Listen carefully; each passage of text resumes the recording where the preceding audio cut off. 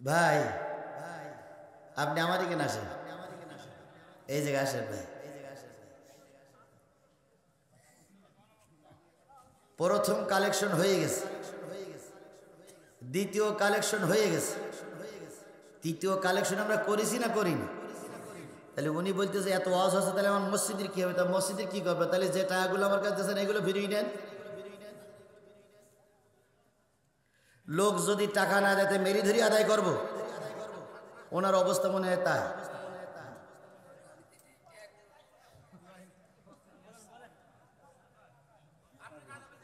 না তা আমি কাজ চালাবো কি করে? উনি মনে আছে আমার কিনে নিয়ে আইছে।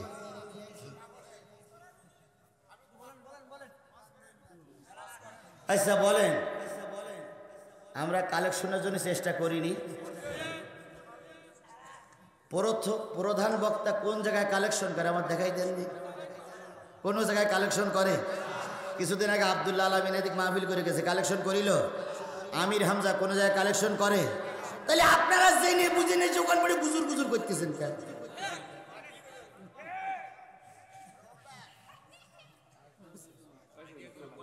আমির হামজা 1 লাখ টাকা নিয়ে যায়, কোন জায়গায় 1 টাকা কালেকশন করে?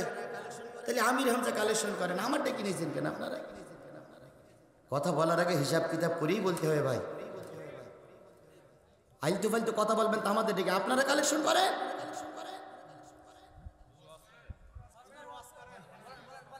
দেখলি তো মনে হয় ফেরেশতা জিবরাইল ছোট ভাই।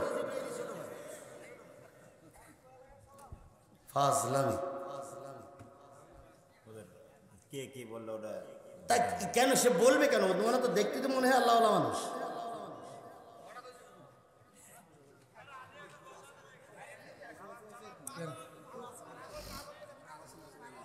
ভাই আমরা সবাই একসঙ্গে যাবো ইনশাল্লাহ, একসঙ্গেই যাবো ইনশাল্লাহ। ভেবে বুঝে বক্তা দাওয়াত করবেন, এটা আমার অনুরোধ। ভেবে বুঝেই দাওয়াত করবেন, আমার অনুরোধ। ভেবে বুঝেই দাওয়াত করবেন, এটা আমার অনুরোধ। যদি কালেকশন করবেন তাহলে মোশাররফ ভাইকে সারা রাত রাখতে হতো। তারপরেও তো আমি কালেকশন করেছি, করতেছি, এখনো তো মোনাজাত শেষ হয়নি। আপনার তার আগে এত জ্বালা করতেছ কেন?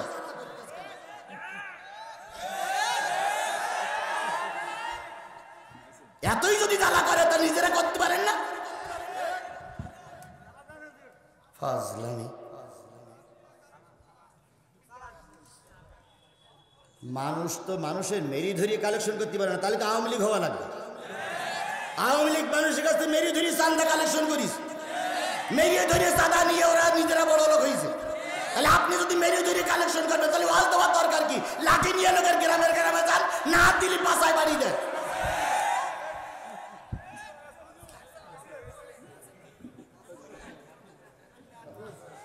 শোনেন, একটা জিনিসের একটা বেগ থাকে, একবার যদি ব্রেক করা হয় সেই বেগটা নষ্ট হয়ে যায়। আরে ভাই আমি তো চেষ্টা করতেছি।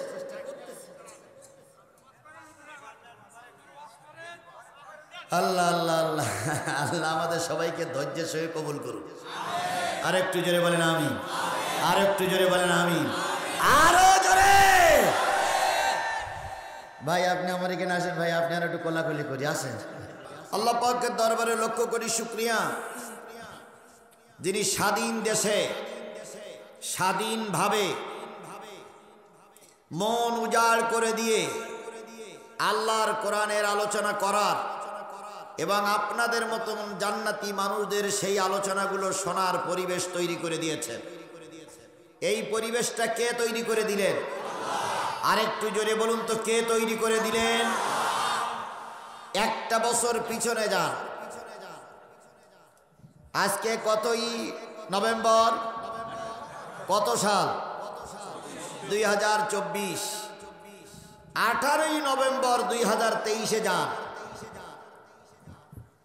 এরকম ওয়াজ মাহফিল করার মতন পরিবেশ আমাদের দেশে ছিল না। একটা ওয়াজ মাহফিলের আয়োজন করে সপ্তাহের পরে সপ্তাহ, মাসের পরে মাস নেতাদের অনুমতির অপেক্ষায় থাকা লেগেছে। শুধু অপেক্ষায় থাকা লাগেনি, কোন বক্তা আসবে তার বায়োডাটা সহ তার আইডি কার্ডের ফটোকপি জমা দেওয়া লেগেছে। বক্তাকে আগের থেকে ওনারাই সাজেশন দিয়েছে, এই ওয়াজ করবেন, এই ওয়াজ করবেন, এই দিক যাবেন, ওই দিক যাবেন।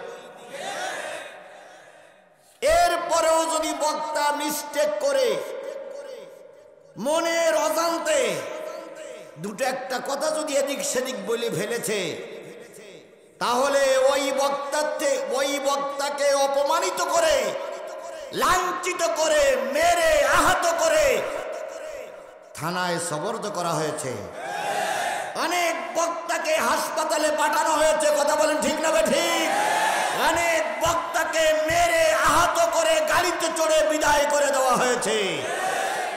সেই পরিবেশ এখন কি আর আছে?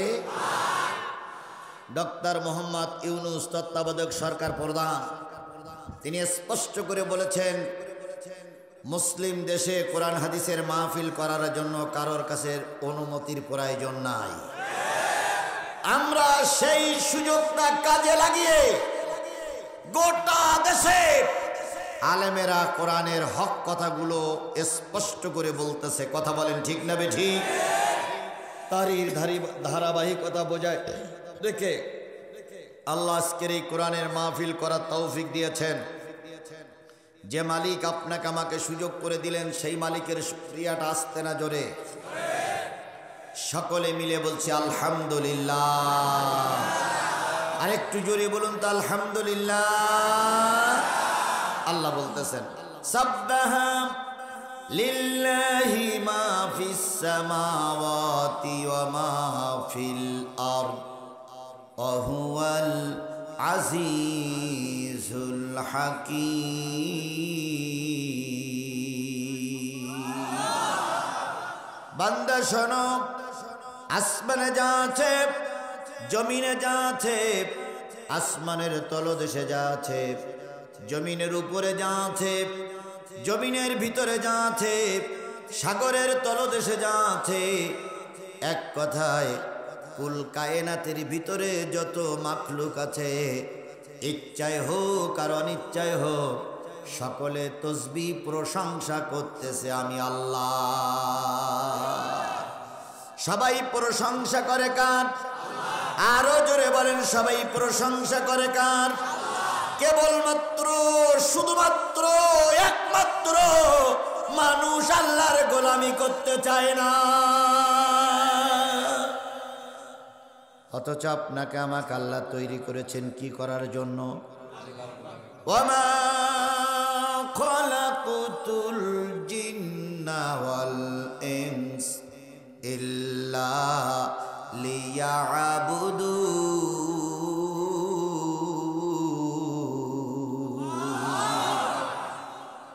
আমি মানুষ আর জিনকে কিসের জন্য তৈরি করেছি? কার ইবাদত? কোন জায়গায়? সব জায়গায় যদি মানুষ আল্লাহর গোলামি করত, কোন মানুষকে আল্লাহ পাক অপমানিত করত না। কারণ আল্লাহ কখনো চায় না তার বান্দা অপমান হোক। কারণ আল্লাহ বড় মায়া করে, বড় দয়া করে আপনার আমার মতন মানুষকে সৃষ্টি করেছে। অথচ এই মানুষ বড় নাফরমান, একটু ক্ষমতার স্বাদ পাইলেই আল্লাহরে বেমালুম ভুলে যায়। যে কায়দায় হোক সরকার গঠন করেছেন আপনারা, এমপি হয়েছে, সে চুরি করি হোক, আর দিনের ভোট রাতে করি হোক, আর বিনা ভোটে পাশ করি হোক, কি হয়েছেন? সরকার গঠন করেছেন, এমপি হয়েছে, জাতীয় সংসদে চলে গেলেন, প্রথম ফ্লোর পাইলেন 15 মিনিট, দাঁড়িয়ে বলতেছে, মাননীয় স্পিকার, আপনি আমাকে সুযোগ করে দিয়েছেন বলে শাহজাদপুরীর পক্ষ থেকে আপনাকে ধন্যবাদ। তারপরে বলতেছে, স্মরণ করছি হাজারো বছরের শ্রেষ্ঠ বাঙালি জাতির পিতা মুজিবুর রহমানকে, স্মরণ করছি বাংলাদেশের মানস কন্যা শেখ হাসিনাকে, স্মরণ করছি শাহজাদপুরীর মানুষদেরকে যারা আমাকে নির্বাচিত করে জাতীয় সংসদে পাঠালো, স্মরণ করছি এলাকার মানুষদেরকে আলোচনা করতে করতে নিজের চাহিদা চাইতে চাইতে 15 মিনিট পার হয়ে গেল। একটা বারের জন্য জবান দিয়ে উচ্চারিত হলো না। আল্লাহ আমাকে ক্ষমতার মস্তদে বসানোর জন্য এমপি বানিয়েছেন। যে আল্লাহ আমাকে সুযোগ করে দিয়েছেন সেই আল্লাহর শুকরিয়া আলহামদুলিল্লাহ।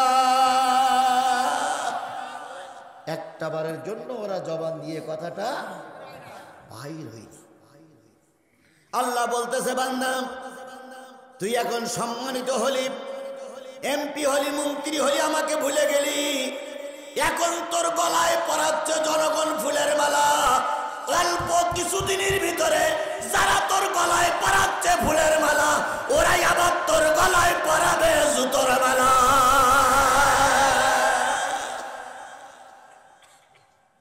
হয়নি? আজকে সাবেক 13 জন মন্ত্রীকে ট্রাইব্যুনালে উঠানো হয়েছে। আইন মন্ত্রী, শিক্ষামন্ত্রী, টেলিযোগাযোগ মন্ত্রী, তারপরে দরবেশ বাবা, এই নিয়ে 13 জনকে লাইন দিয়ে কোর্টে তোলা হয়েছে। যাদের কথায় পুলিশ স্যালুট দিত, যাদেরকে দেখলে পুলিশ স্যালুট দিত, তারা তাদের কাছকে পুলিশ কোমরে দড়ি বেঁধে কোটে তুলতেছে। কথা বলে ঠিক না ঠিক? যাদের দেখলে মানুষ স্লোগান দিত, তাদের মুখে আজকে জুতো ফেলাই নিক্ষেপ করা হচ্ছে।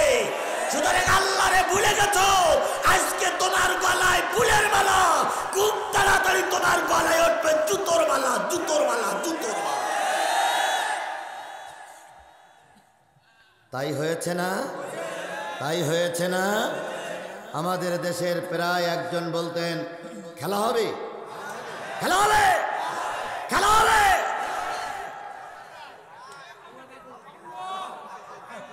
আমরা তো খেলার জন্য প্রস্তুত ছিলাম। কথা বলেন ঠিক না ঠিক? আমরা এখন খেলা করার জন্য বাংলাদেশের 18 কোটি মানুষ ময়দানে। জাতি জিজ্ঞেস করতে চায়, আপনারা খেলবেন খেলবেন করেছিলেন, এখন কোথায়? আসুন খেলি দেখি আপনার বাহুতি কেমন জোর আর আমার বাহুতি কেমন জোর।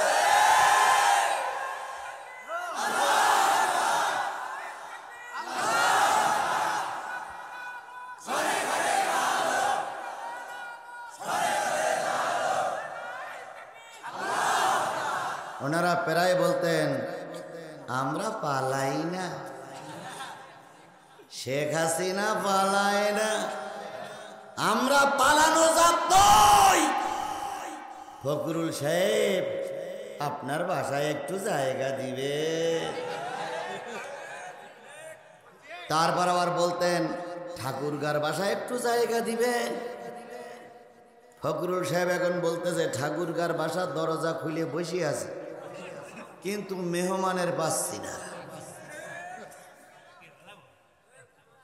মাসুদ তুমি ভালো হয়ে যাও, এ কথা কে কইবে আর?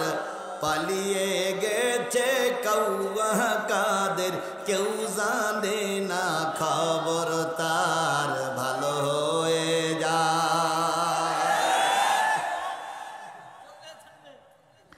ভালো হয়ে যাও মাসুদ তুমি, এ কথা কে বলবে আর? পালিয়ে গেছে কৌয়া কাদের, কেউ জানে না। আহ আহ আহ,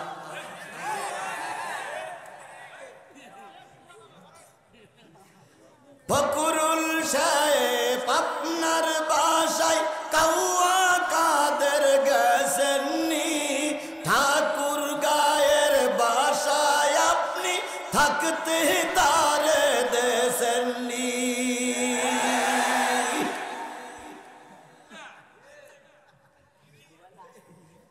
তার সাথে যে আছে বাকি, আছে কোটি জনতার। পালিয়ে গেছে কৌয়া কাদের, কেউ জানে না খবর তার। ভালো হয়ে যা। এখন একটারও আর পাওয়া যাচ্ছে না। কথা বলেন ঠিক না ঠিক? তাহলে তারা পালিয়ে গেছে দিন প্রিয় গণতন্ত্র প্রিয়, ধর্মপ্রিয় মানুষগুলো এখন ময়দানে। এ পরিবেশটা কে তৈরি করে দিয়েছেন? জোরে বলেন, কে তৈরি করে দিয়েছেন? নিশ্চয়ই এটা বিএনপির আন্দোলনের ফসল।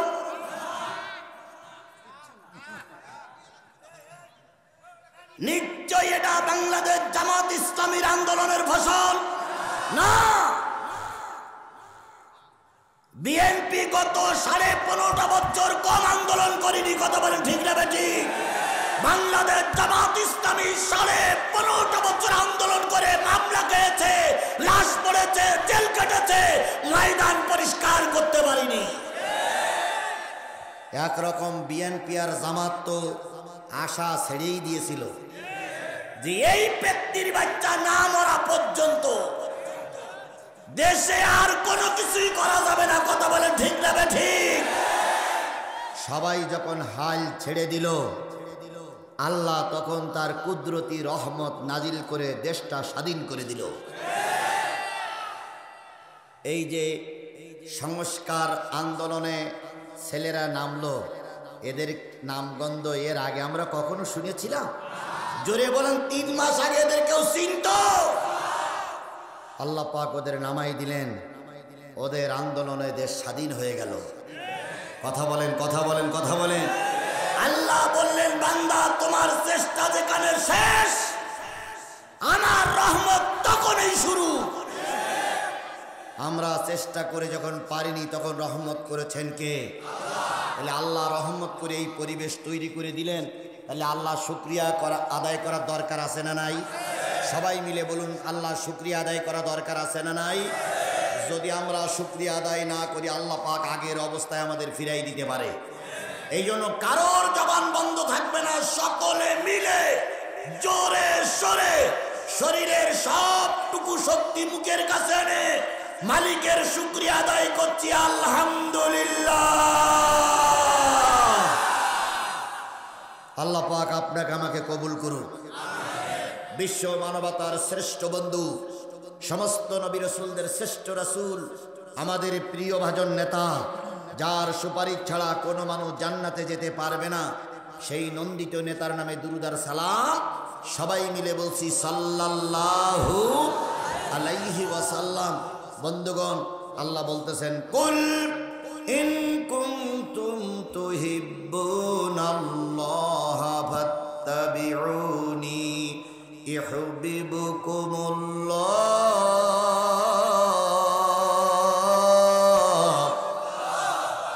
ওয়ায়াগফির লাকুম যুনুবাকুম আল্লাহু গফুরুর রহিম।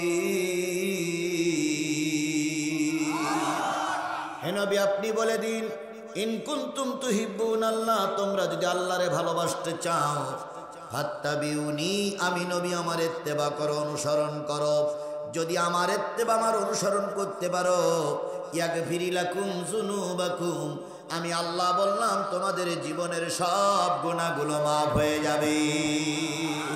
তাহলে নবীর অনুসরণ অনুকরণ করলে গুনাহ মাফ করবেন কে? আরো জোরে বলেন, গুনাহ মাফ করবেন কে? আমাদের সমাজে নেতার অনুসরণ বেশি না নবীর অনুসরণ বেশি? কার অনুসরণ বেশি? আরে বাপরে বাপ, নেতার মৃত্যু দিন আসলে প্রতিটা মোড়ে মোড়ে গরুর গোশতের খিচুড়ি, বিরাট মাইকের আওয়াজ বাজে। দেশ যখন স্বাধীন করেছি, রক্ত যখন দিয়েছি, আরো দেব। কত বক্তৃতা শুনলাম, কিন্তু নবীর কথা একটা বারের জন্য আমাদের স্মরণে আসলো না।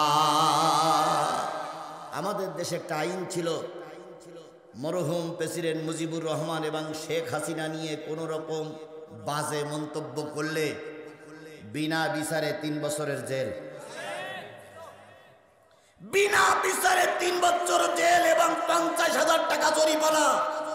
ভাই আরো 6 মাস জেল খাটা লাগবে শুধু মুজিবারের নিয়ে বাজে কথা বললে আর শেখ হাসিনাকে নিয়ে কোন রকম মন্তব্য করলে। অথচ আল্লাহর নবীর বিরুদ্ধে কত লোক গালিগালাজ করলো, কত লোক রাসূলকে বাজে কথা বললো, একটা বার আইন তৈরি হলো না, বরং রসুলের পক্ষের লোক যে যত মাপতে পেরেছে তার তত প্রমোশন বেড়েছে। কথা বলেন, কথা বলেন, কথা বলেন। আল্লামা সাঈদীর বিরুদ্ধে যারা যত কথা বলতে পেরেছে তাদের চাকরির প্রমোশন বেড়েছে, আর সাঈদীর পক্ষে যারা মিছিল করেছে তারা গুলি খেয়ে লাশ হয়ে বাড়ি ফিরে আসতে হয়েছে। অমুসলিমরা রসুলকে নিয়ে ব্যঙ্গ করলো। মুসলমানদের আন্দোলনের মুখে 3 মাস 2 মাস জেল খেটে আবার তারা বাইরে চলে আসলো। আর শেখ হাসিনার বিরুদ্ধে শুধুমাত্র একটু স্ট্যাটাস দেওয়ার কারণে সন্তানটারে বাড়ির থেকে তুলে নিয়ে চোখ তুলে নিয়েছে, এরপরে তাকে গুলি করে মেরেছে। এটা ছিল আমাদের দেশ, আমাদের দেশ, আমাদের দেশ। তাহলে রসুলের মহব্বত এখানে মোটো ছিল না, এখন আছে।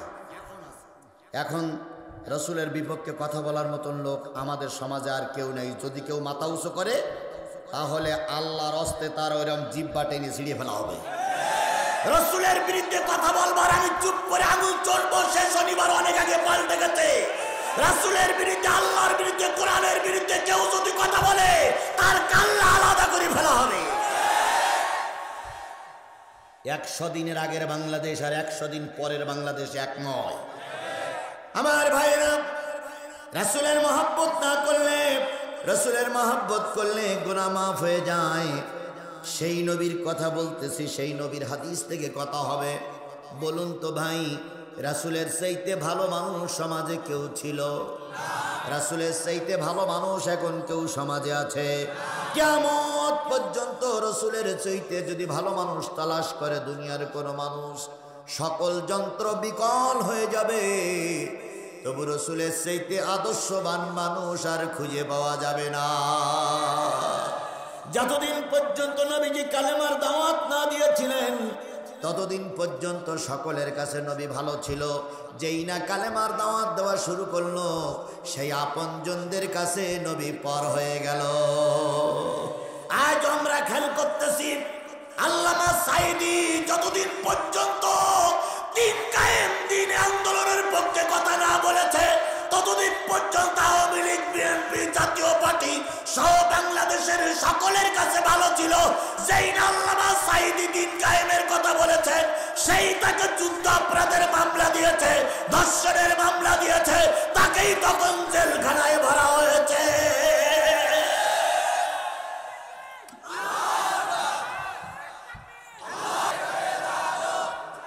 গোটা বাংলাদেশে এখন একই অবস্থা চলছে।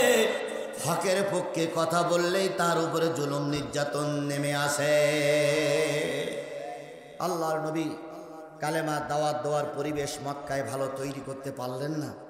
মক্কার লোক কালেমা মেনে নিল না।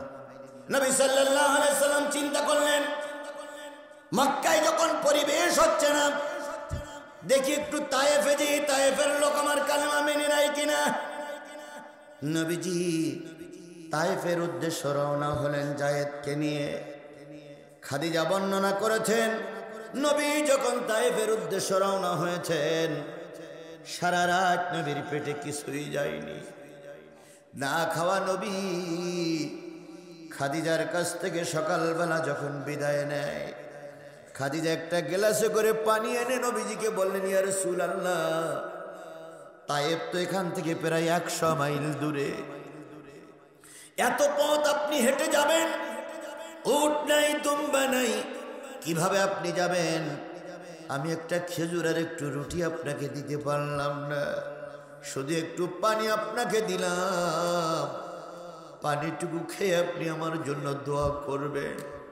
নবীজি খাদিজারে জড়াই ধরে বললেন, খাদিজা, এই মক্কার মানুষের আমার পরে যেভাবে ক্ষেপে আছে, হয়তো আর তোমার সঙ্গে আমার দেখা হবে না। যদি দেখা না হয় তুমি আমাকে আল্লাহর হস্তে মাফ করে দিও। খাদিজা নবীর কাছ থেকে বিদায় নিয়ে যায়েদকে সঙ্গে নিয়ে চললেন। সারাদিন খাওয়া না, সারা রাত কিছুই খাইলেন না। আগের রাত্রিতে খাওয়া না, আজকে সারাদিন কিছু খাওয়া না, রাতেও কিছু খাওয়া না। পরের দিন সকালবেলা জায়েদার আমার নবী তায়েফের সরকারের সামনে হাজির হলো। এদিকে মক্কার সরকার জানতে পেরেছে আল্লাহ নবী রাতের অন্ধকারে তায়েফের উদ্দেশ্যে রওনা দিয়েছে। দ্রুতগামী ঘোড়ায় চড়ে একজন দূত চলে গেল তায়েফে। তায়েফের সরকারকে বলল, আমার দেশের একটা পথভ্রষ্ট মানুষ, যিনি আমাদের বাপদাদার ধর্মের বিরুদ্ধে নতুন ধর্ম তৈরি করে পথভ্রষ্ট একটা মানুষ আপনার তায়েফে এসেছে। আমার সরকার বলেছে হকে হয়তো তাকে হত্যা করে দাও, নতুবা তাকে ধরে আমার সরকারের কাছে তুলে দাও। যদি আশ্রয় দেন আপনার সরকারের উপরে কিন্তু মক্কার সরকার আক্রমণ করবে।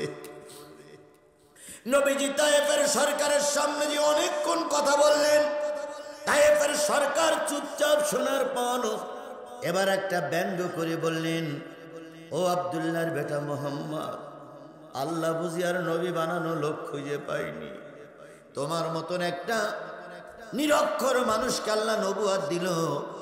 আমার দরবার থেকে বেরিয়ে যাও, তোমার চেহারাটা আমি আর দেখতে চাই না।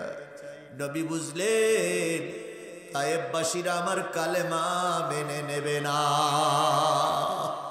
নবী তায়েফের সরকারের হাতখানা ধরে বললেন, ভাই 3 দিন পেটে কোনো খাবার নাই,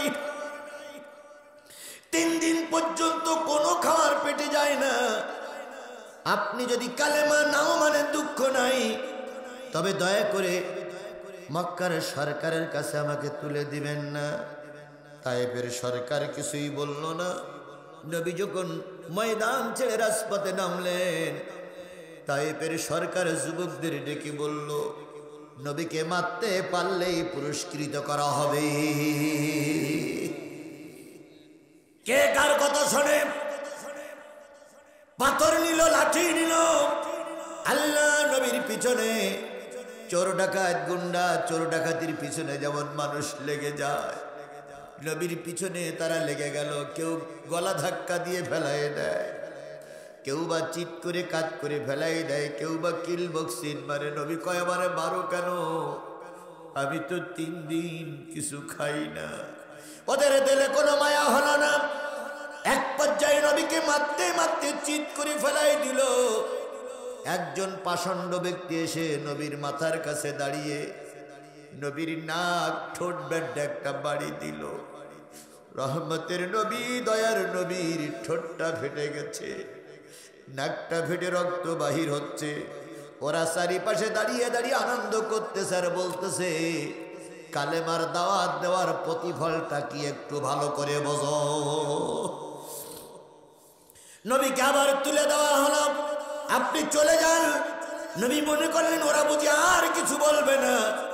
নবীজি ওদের কথায় আশ্বস্ত হয়ে চলতে শুরু করলেন। তায়েফের যুবকেরা আবার নবীর পরে পাথর মারতে শুরু করলো। আল্লাহ নেই বললেন, যায় পিছন দিক থেকে ফিরে চলে যাও, কারণ আমরা যদি 2 জন ময়দানে মারা যাই, লাশ শনাক্ত করার মতন কেউ থাকবে না। জায়েদ বলেন, ইয়া রাসূলুল্লাহ, বিপদে ফেলে আমি পালাই যেতে পারি না। আমি আপনাকে ভালোবাসি, আমি আপনাকে হৃদয়ের চাইতে ভালোবাসি, নিজের চাইতে আপনাকে বেশি ভালোবাসি। নবীজি বললেন, ভালো যদি বাসো চলে যাও। নবীজি জায়েদ পিছন দিক থেকে একটু দূরে সরে যেয়ে দেখতেছিলেন কি অবস্থা হয়। তায়েফের যুবকেরা আবার নবীকে মেরে ভুট করে ফেলে দিল। নবীজি এবার রক্তাক্ত, প্রথম রক্ত পড়ল, দ্বিতীয়বার রক্ত পড়ল। নবীজি আর উঠতে পারে না। আমার জাতি আবার ওরা তুলে দিল। নবীজি তৃতীয়বার যে পড়ে গিয়েছিলেন, আর নবী উঠতে পারেন নাই। ওরা চারিদিক থেকে পাথর মারতে শুরু করলো। মারতে মারতে মারতে মারতে এক সময় পাথরের স্তূপ হয়ে গেল। ওরা ধারণা করলো নবী দুনিয়ার থেকে বিদায় হয়ে গেছে। ওরা আনন্দ করতে করতে চলে গেল, কুতিলা মুহাম্মদ, কুতিলা মুহাম্মদ, কুতিলা মুহাম্মদ। আল্লাহ নবী পাহাড়ের পাথরের স্তূপের পরে পড়ে থাকলেন। জায়েদ ফিরে এসে দেখো শুধু পাথর আর পাথর। এবার জায়েদ পাথরগুলো সরাইতে সরাইতে এক সময় নবীকে শনাক্ত করলেন। নবীর হুঁশ নাই, নবী মারার মতন হয়ে পড়ে আছে। হযরত জায়েদ কোলে বসায়ে মাথাটা কাঁধের পরে রেখে বুকের পরে শুয়া দিয়ে বলতেছি, ইয়া রাসূলুল্লাহ, আপনি বুঝি আমাকে ছেড়ে বিদায় নিয়ে চলে গেছে? হাদিস শরীফে আসছে, জায়েদ রক্তগুলো পরিষ্কার করতেছিলেন। কিছু কিছু রক্ত কাপড় দিয়ে পরিষ্কার করলে নবীর ব্যথা লাগবে, তাই নরম ঠোঁটটা দিয়ে চেটে চেটে রক্তগুলো পরিষ্কার করতেছিল। এক সময় নবীজি চোখ মেলে তাকালেন, তাকাই বললেন, জায়েদ, তায়েফের যুবকেরা আছে না চলে গেছে? কই, ইয়া রাসূলুল্লাহ, ওরা চলে গেছে। নবীজি বললেন, জায়েদ, একটু উপরে পাহাড়ের পরে উঠে দেখো, ওরা চলে গেছে না এখনো আছে? আমি যে মারি খেয়েছি, আবারও যদি আরেকটা বার আমার পরে মারি হয়, আমি আর মাথা উঁচু করে দাঁড়াতে পারবো না। ও আমার জাতি, ও সিরাজগঞ্জের মুসলমানরা, শাহজাদপুরের মুসলমানেরা, স্পষ্ট করে বলুন তো, রসুল মারি খেললো কোন অপরাধে? কোন অপরাধে রসুল মারি খেয়েছে? রসুল কি চুরি করার অপরাধে মারি খেয়েছে? রসুল কি জমি দখল করার অপরাধে মারি খেয়েছে? রসুল কি রাষ্ট্র দখল করার অপরাধে মারি খেয়েছে? রসুলের দোষ ছিল কিসের পক্ষে? কালেমার দাওয়াত দেওয়া, কোরআনের পক্ষে, আল্লাহর পক্ষে। ওদের দোষ একটাই, ওমা নাকামু মিনহুম ইল্লা আইয়ুমিনু বিল্লাহিল আজিজিল হামিদ। এই ছাড়া আর কোনো দোষ ছিল? জোরে বলেন, আর কোনো দোষ ছিল? তাহলে ওই দোষের কারণে রসুল তায়েফে মার খেলো, এই দোষের কারণে রসুল মক্কা থেকে হিজরত করে তায়েফে গেল। তুমি আর আমি সেই একই কালেমা দাওয়াত দিচ্ছি, তুমি আর আমি সেই একই কালেমা নিয়ে ময়দানে আছি। রসুলের তায়েফে মার খাওয়া লাগলো, তোমার একটা পাথরও পড়লো না। তাহলে বুঝতে হবে তোমার কালেমা দাওয়াত আর রসুলের কালেমা দাওয়াত এক হচ্ছে না, এক হচ্ছে না, এক হচ্ছে না।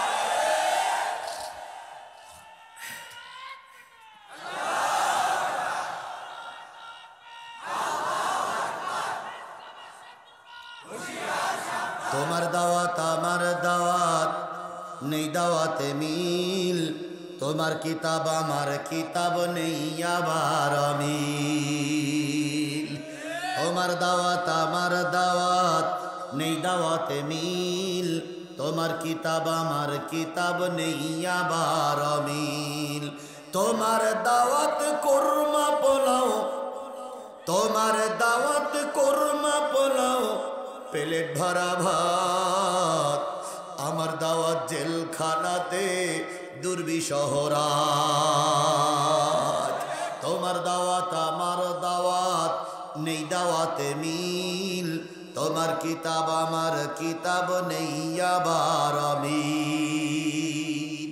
একই কিতাব, একই নবী, একই ধর্ম, একই হাদিস, একই মসজিদ, একই এলাকায়, একই দেশ। কেউ জেলখানায় বছরের পর বছর ধুকে ধুকে মরে, আর কেউ বা কোরমা পোলাও খেয়ে হেলিকপ্টারে চলে বেড়ায়। কথা বলে ঠিক না বেটি? তুমিও যে কালেমার দাওয়াত দাও, সেই কালেমার দাওয়াত সাইদি দিয়েছে, সাইদি জেল কাটলো, তোমার কিছুই হলো না। তাহলে বুঝতে হবে তোমার কালেমা সাইদির কালেমা এক হচ্ছে না, নিশ্চয়ই কোনো পার্থক্য আছে।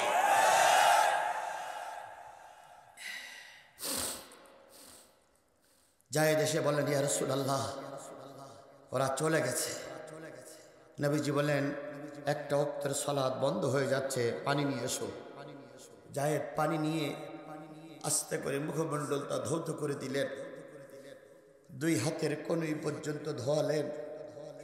দুই পা যখন মাসাও করতে গেছেন, যখন দুই পা ধুতে গেছেন, তখন পড়ে গেলেন বিপাকে। রসুল সাধারণত কাঠের খড়ম ব্যবহার করতেন।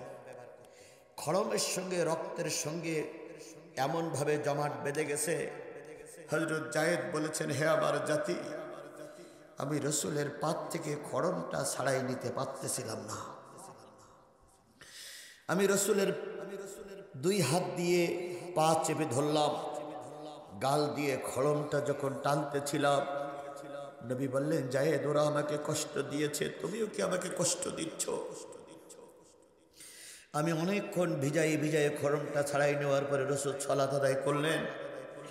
সালাতের পরে জায়েদ বলতেছে রসুল উপরের দিকে তাকাই দেখলেন বড় বড় পাহাড়গুলো মাথার উপরে চক্কর দিচ্ছে।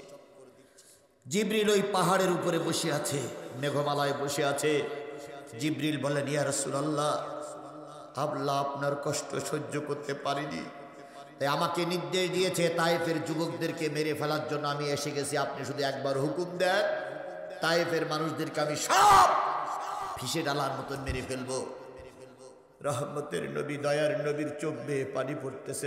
হে জিবরিল, আল্লাহকে বলো আল্লাহ যেন রাগ করেন। আমি নবী তায়েফদেরকে ক্ষমা করে দিলাম, আল্লাহ যেন ওদের ক্ষমা করে দেয়। জায়েদ বলতেছি, ইয়া রাসূলুল্লাহ, যারা আপনাকে এত কষ্ট দিল তাদেরকে আপনি ক্ষমা করে দিচ্ছেন। নবীজি জায়েদকে বুকের ভিতরে জড়াই ধরে বলতেছে, জায়েদ রে, সব যদি মারা যায় তাহলে কালেমার দাওয়াত কারে শোনাবো? এই জন্য আল্লাহরে বলো আল্লাহ যেন মাফ করে দেয়। এর নাম নবী, এর নাম নবীর আদর্শ। কথা বলেন, কথা বলেন, কথা বলেন। এর নাম নবী, এর নাম নবীর আদর্শ। কথা বলেন ঠিক না বেঠিক? আমরা সেই আদর্শ মেনে চলি, তাই শাহজাদপুরের আওয়ামী লীগেরা এখনো ঘরে বউ নিয়ে শুতে পারো। আমরা সেই আদর্শ মেনে চলি, তাই তালগাছিতে তোমরা বাজার করতে যেতে পারো। আমরা সেই আদর্শে বিশ্বাস করি, এই জন্য এখনো মাথা উঁচু করে ঘুরে বেড়াচ্ছ। যদি আদর্শ আমাদের ভিতরে না থাকতো, একটা আওয়ামী লীগের নেতা কর্মী এই এলাকায় মাথা উঁচু করে চলতে পারত না।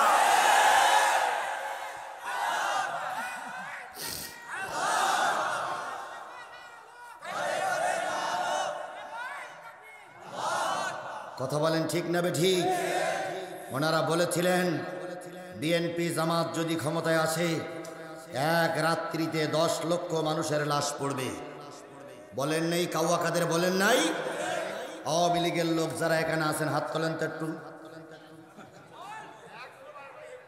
ভাই আওয়ামী লীগের লোক হাত তোলেন তো ভাই, একটাও নেই। আপনারা বুকে হাত দিয়ে বলুন তো, আমরা কয়টা লোকের লাশ ফেলাইছি? তোমরা আমাদের নামে, তোমরাই আমাদের সন্তানদেরকে ঘরের থেকে উঠাই নিয়ে 3 রাস্তার মুখে ক্রস ফায়ারের নামে মেরে দিয়েছো। তোমরা আমাদের সন্তানকে বছরের পর বছর আয়না ঘরে রেখেছো। তোমরা আমাদের সন্তানকে চোখ তুলে নিয়েছো। আমরা যদি ওই প্রতিশোধ দেই, একটাও ফাঁকায় বাইর হতে পারবে না। কিন্তু ইসলাম প্রতিশোধে বিশ্বাস, ইসলাম ক্ষমায় বিশ্বাস করে। কথা বলেন ঠিক না ঠিক? এই জন্য আমাদের নেতা বলেছেন আমি ক্ষমা করে দিলাম। এর মানে এই নয় যে সবাই মাপ পেয়ে গিয়েছ। আজকে ট্রাইব্যুনালে প্রথম আদালত বসেছে। শেখ হাসিনা সহ 45 জন শীর্ষস্থানীয় নেতার নামে মামলা হয়েছে। আমার নেতা বাংলাদেশ জামাত ইসলামের আমির বলেছে প্রতিটা নেতাকে বিচারের আওতাধীন এনে বিচারের মাধ্যমে রায় কার্যকর করা হবে। বিচারের আগে কাউকে শাস্তি দেওয়া হবে না, হবে না, হবে না।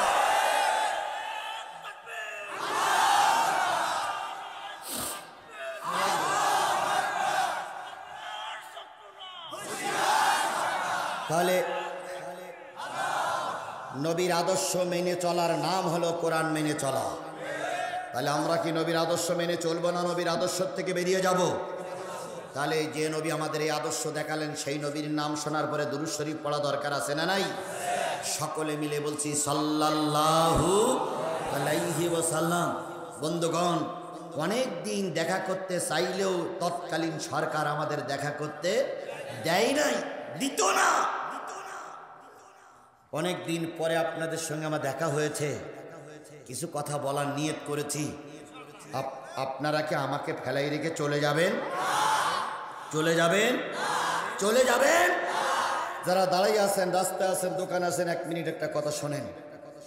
আল্লাহ বলতেছেন ওয়াইদা কুরিয়াল কোরআন ফাসতামিউ লাহু ওয়া আনসিতু লাআল্লাকুম তুরহামুন। যখন তোমাদের সামনে কোরআন পড়া হবে, কোরআন থেকে আলোচনা করা হবে, কোরআনের তাফসীর করা হবে, সেই কোরআনের আলোচনাগুলো তোমরা চুপচাপ বসে বসে শোনো। কে বলতেছেন? লাআল্লাকুম তুরহামুন। যদি চুপচাপ বসে বসে কোরআনের আলোচনা শোনো, আশা করা যায়, আল্লাহ বলতেছেন আশা করা যায় তোমরা রহমত প্রাপ্ত বান্দাদের অন্তর্ভুক্ত হবে। তাহলে আমরা যদি চুপচাপ বসে বসে আল্লাহর কোরআন শুনি, রহমত করবেন কে? আরেকটু জোরে বলুন তো, রহমত করবেন কে?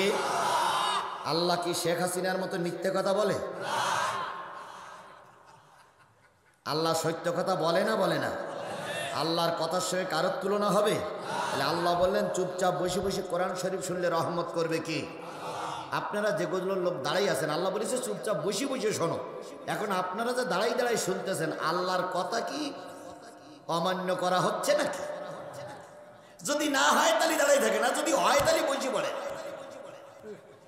যারা হ্যাঁ বাম দিকে জায়গা আছে, যারা দোকানে রাস্তায় বাড়িতে আছেন, তাদের কাছে 1 মিনিটের জন্য বলি, আমি কিসের আলোচনা করার জন্য বসেছি? সূরা জুমারের 73 নম্বর আয়াত আলোচনা তেলাওয়াত করেছি। ওর সঙ্গে সূরা নেসার 69 নম্বর আয়াত জুড়ে দিব। আলোচনার বিষয়বস্তু হলো কিয়ামতের দিন, পরকালের দিন জান্নাতে যাবে কারা? আপনারা কি ভেস্তে যেতে চান না দোজখে যেতে চান? যারা ভেস্তে যেতে চায় তারা এসে বসেছে, আর যারা ভেস্তের দরকার নেই তারা এখানে থাকবেও না, এসে বসবেও না। তাহলে আমরা কি সবাই ভেস্তে যেতে চাই? সবাই মিলে বলেন ভেস্তে যেতে চাই। তাহলে আমরা এখানে বসবো, চুপচাপ বসে কোরআন শরীফ শুনবো, আল্লাহর নির্দেশ পালন করবো ইনশাআল্লাহ। আরো জোরে বলেন ইনশাআল্লাহ। এবার চলেন হাদিসে যাই। আল্লাহ নবী বলেন আল কোরআনু শাফিআম মুসাফফা ওয়া মা হিল্লু মুসাদ্দিকান মান জালাহু আমামাহু কদ্দাহু ইলাল জান্নাহ। এই কোরআন এমন একটা কিতাব, কিয়ামতের দিন কারোর পক্ষে সুপারিশ করবে, আবার কারোর বিপক্ষে আল্লাহর কাছে নালিশ করবে। সাহাবীরা বলেন ইয়া রাসূলুল্লাহ, কার পক্ষে সুপারিশ করবে আর কার বিপক্ষে নালিশ করবে? নবী বললেন যে বাজারা কোরআন পড়বে, কোরআনকে ইমাম বানাবে, কোরআনকে সামনে রাখবে, কিয়ামতের দিন এই কোরআন তাদেরকে টেনে টেনে আল্লাহর জান্নাতে নিয়ে যাবে। বলুন তো, ইমাম সামনে থাকে না পিছনে থাকি? ইমাম যদি রুকু করে আমরা তখন কি করি? ইমাম যদি দাঁড়াইয়ে যায় আমরাও তখন কি করি? আল কোরআন কিয়ামতের দিন অনেকটা মানুষের ইমাম হবে। যারা কোরআনকে সামনে রাখবে, কোরআনের আইন মেনে চলবে, কোরআনকে যারা সামনে নিয়ে চলবে, এই কোরআন তাদের ইমাম হবে। ইমাম হয়ে কোরআন যখন জান্নাতে যাবে, তার অনুসারীদেরকে আল্লাহ পাক কোরআনের সঙ্গে জান্নাতে দিয়ে দেবে। আমান জালাহু খালফাহু সাকাতাহু ইলান নার। যারা এই কোরআনকে পিছনে রাখবে, কোরআন সেদিন ধাক্কা দিয়ে তাকে জাহান্নামে নিক্ষেপ করবে। এবার আসুন, কোরআন আমরা সামনে রাখলে কোরআন আমাদের কোথায় নিয়ে যাবে? আর কোরআন পিছনে রাখলে কোরআন আমাদের ধাক্কা দিয়ে কোথায় নিক্ষেপ করবে? তাহলে এই বিশাল জনগণের কাছে আমি একটা স্পষ্ট করে কথা জানতে চাই, আপনারা কোরআনকে সামনে রাখবেন না পিছনে রাখবেন? আরো জোরে বলেন, সামনে রাখবেন না পিছনে রাখবেন? মনে হচ্ছে ওই একজন হুজুর চলে যাচ্ছে, ওই যে না। এবার বলুন তো, ওই হুজুরির পিছনে পড়ল কি? কোরআনের ভাষা অনুসারে ওই হুজুরির পিছনে পড়বে কি? এর কথা বলেন ওই হুজুরির পিছনে পড়বে কি? কোরআন। এই মঞ্চের থেকে যদি কেউ উঠে যায় তার পিছনে পড়বে কি? তাহলে আমি যে হাদিসটা বলেছি আলেমের এখানে বসা, হাদিসটা সত্য না মিথ্যা? তাহলে আল্লাহ রাসূল বলেন কোরআনকে যে ব্যক্তি পিছনে রেখে চলে যাবে, ওই কোরআন ধাক্কা দিয়ে তাকে জাহান্নামে নিক্ষেপ করবে। আর এই কোরআনকে যারা সামনে রাখবে, কোরআন তাদেরকে টেনে কোথায় নিয়ে যাবে? তাহলে আমরা কোরআনকে কোথায় রাখবো? কারা কারা কোরআন সামনে রাখতে রাজি আছেন? 2 হাত উঁচু করে দেখা।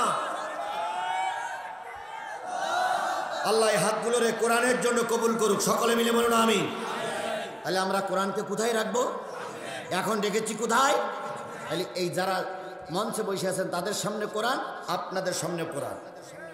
এখন এই কোরআনের যতক্ষণ আলোচনা চলবে ততক্ষণ আমরা কোরআনকে সামনে রাখবো ইনশাআল্লাহ। কোরআনকে পিছনে রাখলে কোরআন আমাদের ধাক্কা দিয়ে কোথায় নিক্ষেপ করবে? জাহান্নামে নিক্ষেপ করবে। বন্ধুগণ, আমি কোনো অবস্থায় 12টার উপরে যাব না, তাও ইনশাআল্লাহ। তাহলে আমাদের বাজে হলো 11টা, আর সামনে সময় আছে কতটুকু? আমি 1 ঘন্টা কিন্তু আলোচনা করেছি, আর 1 ঘন্টার সময় আমার সামনে বাকি। এই 1টা ঘন্টা পেশাব লাগুক, পায়খানা লাগুক, যত বড় জরুরত আসুক, 1টা ঘন্টা সময় পার করেছি। আর 1টা ঘন্টা সময় কি পার করতে পারবো না? সবাই মিলে নিয়ত করেন ইনশাআল্লাহ। এবার আপনারা হাত উঁচু করেছেন, আমিও হাত উঁচু করি। যদি কেউ ওঠে,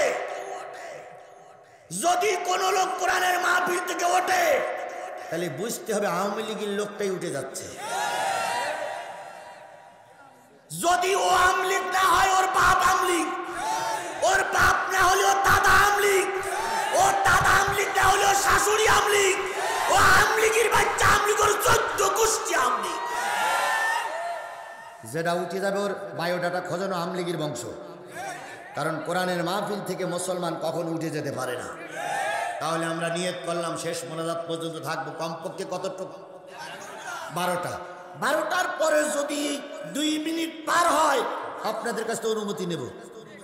আবার 12টার আগেও যদি মোনাজাত করি তাও অনুমতি নেব। এই জন্য নির্ধারিত সময় কয়টা পর্যন্ত? এই 1টা ঘন্টা সময় থাকা যাবে না ভাই, থাকা যাবে না। আল্লাহ আমাদের 1টা ঘন্টা ইসলামের জন্য, কোরআনের জন্য কবুল করুক। আমি যখন ঢুকলাম তখন তৃতীয় বক্তা ওয়াজ করতেছে। ওয়াজ করা যেমন তেমন, শুধু মারহাবা কালেকশন। দ্বিতীয় বক্তা উঠলো, মোশাররফ ভাই কই? দ্বিতীয় বক্তাও কালেকশন। যা কালেকশন করেছেন, মসজিদের ছাদের এখনো 4 ভাগের 1 ভাগও হয়নি। কিয়ামতের দিন আল্লাহ বলবে, হে বান্দা, তোমরা না আমার ভালোবাসতে? আপনারা কি আল্লাহরা ভালোবাসেন? রসুলকে ভালোবাসেন? আল্লাহ বলবে, তোমরা না আমাকে ভালোবাসতে? কয় আল্লাহ বাসতাম তো। কয় আমার একটা ঘর ছিল, ঘরে ছাদ ছিল না, চাল ছিল না, আমার ঘরটা তোমরা একটু সেই দেও না, আমি বৃষ্টিতে ভিজেছি, রোদি বুড়িছি। আপনি আমি আশ্চর্য হয়ে বলবো, আল্লাহ আপনার আমার ঘরের দরকার? আল্লাহ বলবে, হ্যাঁ দরকার। কে আপনার ঘর তো আমরা জীবনেও দেখিনি। আল্লাহ তখন বলবে, তোমার বাড়ির পাশে একটা মসজিদ ঘর ছিল না? কয় ছিল। কয় সব হুজুরাইতে বলতো আল মসজিদু বাইতুল্লাহ, মসজিদগুলো আল্লাহর ঘর, তোমরা শুনুনি? কয় শুনেছি। কয় দুনিয়ার যত মসজিদ আছে সব আমার ঘর। তা আমার ঘরের পানি পড়েছে, তোমরা বন্ধ করোনি, আমার গায়ে তোমরা পানি দিয়েছো। আমি তোমাদেরকে তো ভালো বলে মনে করতেছি না। না আল্লাহ যদি খেপে যায় তাহলে জান্নাত যাওয়া যাবে? জোরে বলেন, যাওয়া যাবে? নিশ্চয়ই যাওয়া যাবে না। তাই আমি আল্লাহর ঘরের ওই ছাদটা বন্ধ করার জন্য, পানি পড়া বন্ধ করার জন্য অন্য জায়গায় 20টা 30টা করে টাকা চাই, আজকে 50টা টাকা কার কার পকেটে আছে একটু হাত তোলেন তো ভাই। অন্যদিন মসজিদ মাদ্রাসা হয়ে গেছে তার জন্য চাঁদা চাই, 10 টাকা 20 টাকা চাই। আজকে একটু বেশি করে যাবো, কারণ মসজিদে ছাদটা দরকার। 50টা টাকা কার পকেট আছে? দেবার দরকার নেই, কার পকেটে টাকা আছে তার একটু হাত তোলেন তো ভাই। থাকার পরেও যদি হাত না তোলেন, কিয়ামতের দিন হাত বলবে, আল্লাহ টাকা ছিল দেবার ভাইতে হাত তুলিনি। ও ভাই আপনি না দিলে আমি জোর করে নিতে পারবো ভাই? বলেন আপনি, জীবনেও সম্ভব না। একটু হাত তোলেন। আচ্ছা এই হাতগুলো উঁচু করে রাখেন। এবার 20 টাকা যার পকেটে আছে হাত তোলেন। ভাই আপনার পকেটে টাকা নেই, 10টা টাকাও নেই, তোলেন ভাই, হাত তোলেন। আচ্ছা 10 টাকা যাদের পকেটে আছে তারাও তোলেন। ওরে বাবা 5 টাকা যাদের পকেটে আছে তারাও তোলেন। তাহলে সবাই হাত তুলেছেন, মাশাআল্লাহ। হাত নামান, দেওয়া লাগবে না, কারণ আপনাদের যে ভাব উল্টে আমি 100 টাকা করে আপনাদের দিলি ভালো হয়। তো যাওয়ার সময় আমি যে কয়টা টাকা পাইছি খুচরো করে ওখানে দাঁড়াবো, যে যাবারে নিয়ে যাবে। তাছাড়া কি করবো? আপনারা যদি না দেন তাহলে উল্টে আমার দিতে হবে। এবার যারা মঞ্চে আছেন তারা নিশ্চয়ই সবাই চেয়ারম্যান। এটার নাম কি? আর এরপরে যারা বসে আছে এর নাম কি? Man, chairman. লতিফ চেয়ারম্যানই পাশ করুক আর আমারও চেয়ারম্যান। কি বলেন, ঠিক না? যারা চেয়ারম্যান, যারা উপরে চেয়ারে বসে আছে তাদেরকে অন্তত 1000 কোটি টাকা দেওয়া উচিত। তা না হলে চেয়ারে বসেন কেন আপনারা? ওদের নিচে যেয়ে বসেন, 50 টাকা দিলে হয়ে যাবে। কিন্তু চেয়ারে বসবেন আর টাকা দেবেন না, এটা তো হতে পারে না। কি আমার কথার সঙ্গে আপনারা একমত তো? জোরে বলেন একমত তো?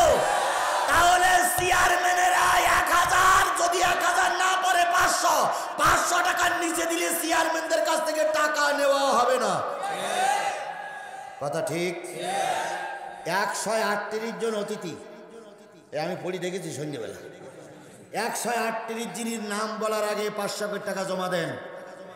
নতুবা যদি নাম ধরে না পাই তা আমি আর লতিফ পাই মাহফিলের পরে প্রত্যেকের বাড়ি যাব। যেই বলল পোস্টারে নাম লিখতে আপনার 50,000 টাকা খরচ লেগেছে, আপনি বাড়ি শুয়ে আছেন কেন? টাকা ফেলে কথা বলে। তাহলে এখন চেয়ারম্যানেরা তো দেবে। আমিও চেয়ারে বসে আছি না ভাই? এখন আমি যদি না দেই তাহলে চেয়ারম্যানেরা তো দেবে না। এই জন্য আমি আগে দেওয়া শুরু করলাম। বের করেন চেয়ারম্যান সাহেব, বের করেন। বের করতে হবে, বের করেন ভাই, ভাই করেন, ভাই বের করেন, বের করেন, বের করেন আপনারা। আরে 5,000 দেন না, আমি তো 500 টাকা চাই, আমি তো 5,000 চাই। দেন ভাই, লতি ভাই দেন। কই লতি ভাই কখন দিয়েছেন? দেন। জি জি, এখন নতুন, জি এখন নতুন। মাশাআল্লাহ মাশাআল্লাহ, আমার ভাই 500 টাকা দেন ভাই, দেন। দাঁড়ান দাঁড়ান, ছেলেরা চুপ। আগে চেয়ারম্যান সাহেবরা কি দেয়, যদি না দেয় কোনো কালেকশন হবে না। সোজা সুজি কথা। বেশ 500 টাকা, ঠিক আছে, 500 টাকা দেন। 1000 দেছে না, গাচ্ছে 1000 দেছে না গো। দেন। এবার আমরা দিয়ে, মাশাআল্লাহ, আমরা আমাদের দেওয়ার পর্ব শেষ।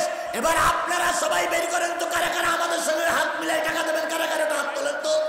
মাশাআল্লাহ, নারে তাকবীর। এবার এই হাতগুলো সব পকেটে ঢুকায় নেয় ছেলেরা, ছেলেরা ছেলেরা এবার যাও, সময় খুব কম। এবার আমি আপনাদের কাছে অনুরোধ করছি, আগের মোশাররফ ভাই টাকা তুললেন, ওনার বাড়ি কোন জায়গায়? এই এলাকায় না? তাহলে উনি হলেন এই এলাকার মানুষ, আমি মুসাফির। মুসাফিরের দোয়া আল্লাহ কবুল করবে, এটা আল্লাহ ওদা করেছে না করিনি? মুসাফিরের দোয়া কবুল করবে। আমার হাতে 5,000 টাকা দেওয়ার মতন, 10,000 টাকা দেওয়ার মতন যদি কেউ থাকে, এই ছেলেরা ব্যাগ কই, ব্যাগ কই, ব্যাগ কই, যাও যাও তাড়াতাড়ি তাড়াতাড়ি তাড়াতাড়ি ভিতরে ব্যাগ কই। হাই হাই, ব্যাগ দেননি কই, ব্যাগ কই? জি, ব্যাগ ব্যাগ ব্যাগ চলে গেছে। কেউ মাহরুম করবেন না, দয়া করে কেউ মাহরুম করবেন না। এখানে অনেকগুলো টাকা চোতা আকারে আসছে, সবাই নাম পড়তে গেলে আপনাদের মাহফিল শোনানো হবে না। আমাদের পক্ষ থেকে আমরাই দিয়ে দিলাম। এবার আপনাদের পালা। ভাই সবাই মিলে নেওয়ার মতো থাকেন। ভাই উঠে গেলে মনে করবেন আমলিগ, উঠে গেলে মনে করবেন আমলিগ। আমলিগ আওলারা কখনো ধর্ম চায় না, কথা বলে ঠিক না বেটি? যদি আপনার টাকা না থাকে চুপ করে বসে থাকেন, জোর করে নিতে পারবো না, কিন্তু দয়া করে মাহফিলের ধ্বংস করবেন না। আল্লাহ কবুল করুক। জি, যা হয়ে ছোট আলহামদুলিল্লাহ, আল্লাহ কবুল করুক, আল্লাহ কবুল করুক, আল্লাহ কবুল করুক। ভাই না উঠি, কোরআনের মাহফিলের পরিবেশ তৈরি করে দেই। আমি এই কালেকশনটা করে মঞ্চে জমা দিয়ে মূল আলোচনায় চলে যাচ্ছি। আল্লাহ আমাদের কবুল করুক, সকলে মিলে বলুন আমিন, আরো জোরে আমিন। হয়ে গেছে, হয়ে গেছে ভাই, বসেন বসেন বসেন, হয়ে গেছে, হয়ে গেছে, বসুন বসুন বসুন, মুরব্বী বসুন। এবার জোরে একটা তাকবীর, নারে তাকবীর। নিশ্চয়ই মা বোনদের কাছেও প্যাকেট চলে গেছে, মা বোনেরাও শরীক থাকবেন, কেউ মাহরুম হবেন না। জোরে নারাই তাকবীর। আল কোরআনের আলো, আল হাদিসের আলো, তোমার নেতা আমার নেতা, দুনিয়ার মুসলিম, লিল্লাহে তাকবীর। আলহামদুলিল্লাহ, আল্লাহ সকল দাতার দানগুলো কবুল করুক। আর একবার বলুন আমিন। আমার ভাইয়েরা যারা উঠে গেলেন,